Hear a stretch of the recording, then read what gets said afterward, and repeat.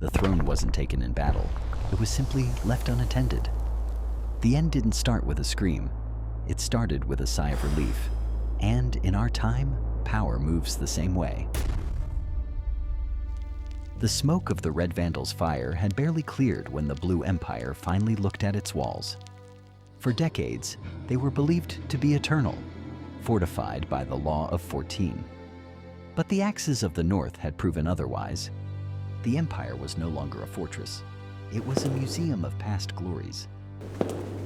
In that cold morning of realization, the Imperial Command didn't seek to rebuild its forges. It sought the path of least resistance. It decided to buy the peace it could no longer fight for.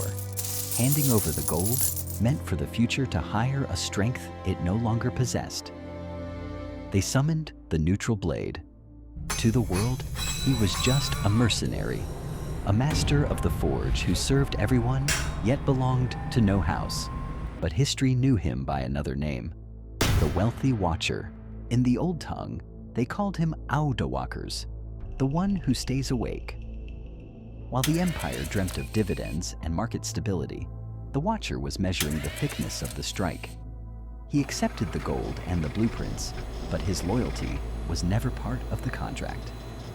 He entered the Master Architect's laboratory, mastering the lethal precision of extreme light to forge a steel so thin it could split an empire in two. Comfort is the swiftest assassin. Inside the capital, the bureaucrats were celebrating. Why bleed in the foundries when a mercenary could do it for a fee? They traded their engineering spirit for profit margins and their future for stock buybacks. For 7 years, the empire stood still, admiring its own reflection in a cracked mirror. Every time the smiths warned that the walls were thinning, they were silenced by the sound of counting gold. It was no longer a house of creators. It was a bank of ghosts guarding a road that was slowly turning into dust. The end did not come with a roar of cannons.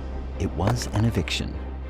One day, the first defector looked at the empire and realized he no longer needed its protection. He walked away and sought the neutral blade's precision instead. The empire reached for its sword, only to find it was a prop, made of paper and painted gold. The neutral blade didn't have to strike a single blow. He simply stood there, holding the keys to every gate in the world. The empire was not conquered by an army. It was evicted by its own tenant. The year was 476 AD, or perhaps it was today.